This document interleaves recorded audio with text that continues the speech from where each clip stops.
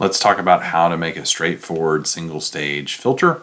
So I'm going to take our filter block, I'm going to drop it before our ADC. I'm going to pick single stage, and I have a choice between low pass, high pass, or band pass, and I can also decide whether I want it to be differential or single-ended. I'm just going to pick a low pass. I want a simple RC filter, so I'm going to just do first order. Here's where I would enter in my frequency. If I wanted not a passive filter, I could put in gain. We want a passive filter, so we're going to keep that gain at 1. And here's our passive RC. And if I move this RC slider, you can see that the RC ratio changes, but my cutoff frequency basically stays the same. So around 10 hertz. We're getting a little bit of bouncing around because of component values. So you won't get exactly 10 kilohertz because I think we use E96 for the resistors and E24 for the capacitors, if I remember correctly. Okay, now here's something interesting. If I pull this the other way, you'll see now it's not maintaining at 10 kilohertz. And the reason it's not maintaining at 10 kilohertz is the input impedance of my next stage.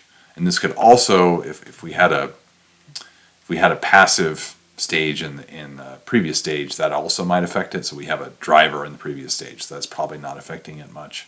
But this next stage input impedance is affecting us, and so we can see that if I hit ignore, and now I move this around, now we can see we're sticking close to that 10 kilohertz here. You can see this here's our 10 kilohertz. I'm going to move it around.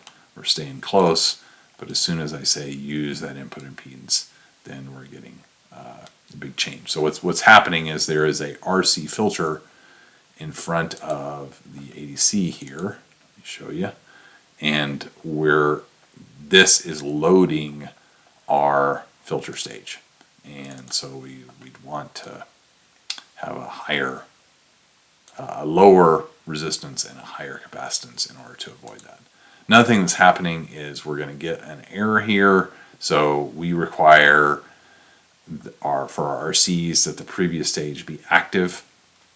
And so we're getting that error there. So I'm just going to go insert this buffer here for right now so we don't have to worry about it. And that's also going to make sure that now we can move this around and it's not going to change anything. Okay, so that's the passive RC. If we want it active, we can just pick these. We can get these active components. We can also go back and compare. So here's our specifications. We wanted this first order, and this is what we wanted. We can kind of bounce back and forth and see how the real circuit compares to what we wanted. Make sure that it's what we want there. We can also pick a second order. And here, now that I pick second order, in addition to the frequency and the gain, I've also got this little slider that's the Q.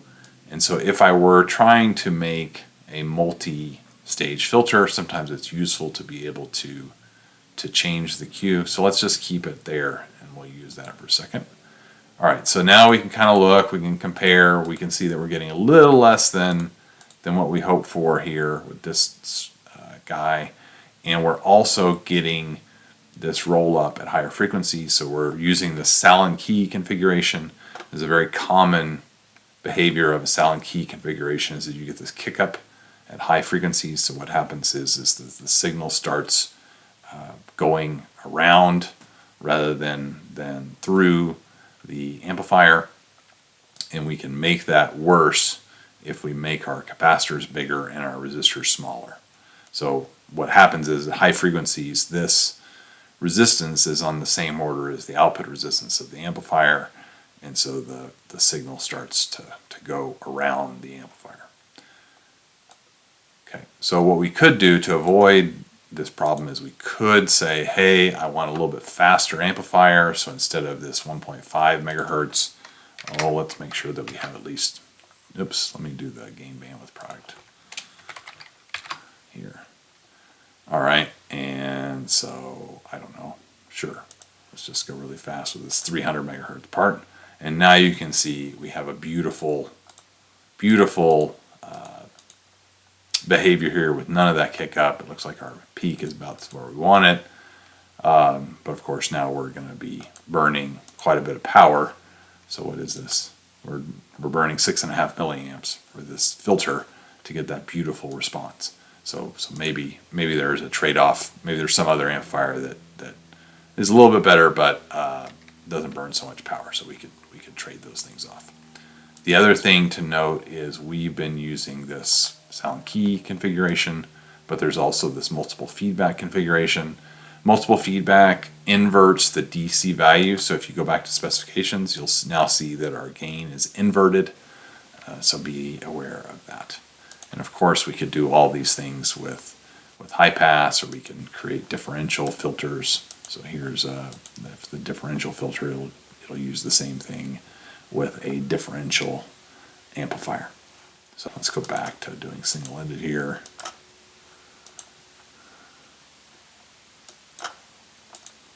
Sure, we'll just use this. And there it is on the circuit. And if we go here, there is our filter. So that's how you make a simple single stage filter.